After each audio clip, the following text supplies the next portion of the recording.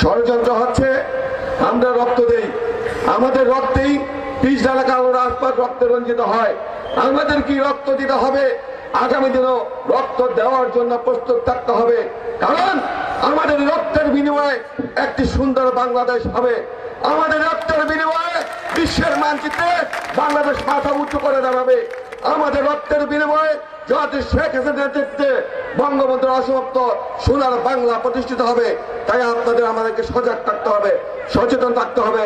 নেতৃবৃন্দ যে নির্দেশনা দিবেন সেই নির্দেশনা বাস্তবায়ন করতে হবে।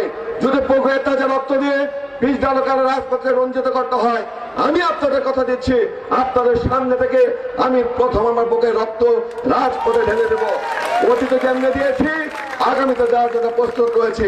ওদের শক্তি নাই, যারা ষড়যন্ত্র করছে ওদের শক্তি নাই, ওই মুরুদ ওদের নাই, ওই সৎ সাহস ওদের নাই, ওদের দেশপ্রেম নাই, ওদের দেশের প্রতি ভালোবাসা নাই।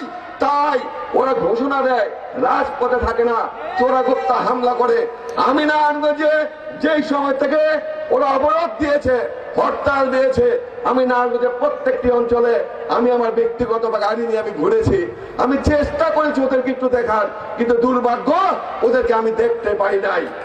ওদেরকে দেখতে পাবেন না, ওদেরকে খুঁজে খুঁজে বের করতে হবে। আমি সেন্ট্রাল সিনিয়র নেতৃবৃন্দ বলেছেন, তাদেরকে উদ্দেশ্য করে বলছি, আপনারা ঘোষণা দিন, যারা এই দেশের বিরুদ্ধে ষড়যন্ত্র করে, যারা এই দেশের মানচিত্রের বিরুদ্ধে ষড়যন্ত্র করে, যারা এই দেশের স্বাধীনতার বিরুদ্ধে ষড়যন্ত্র করে, যারা জনাব শেখ হাসিনার বিরুদ্ধে ষড়যন্ত্র করে, তাদের লিস্ট আপনারা কর্মীদের মাধ্যমে সংগ্রহ করুন। আগামী দিনে ওদেরকে এই অঞ্চলে থাকতে দেওয়া হবে না। 14 বছর আগে আমরা নির্যাতিত হয়েছি, নিপীড়িত হয়েছি, আমরা ঘর ছাড়া হয়েছি, আমরা রক্তাক্ত হয়েছি।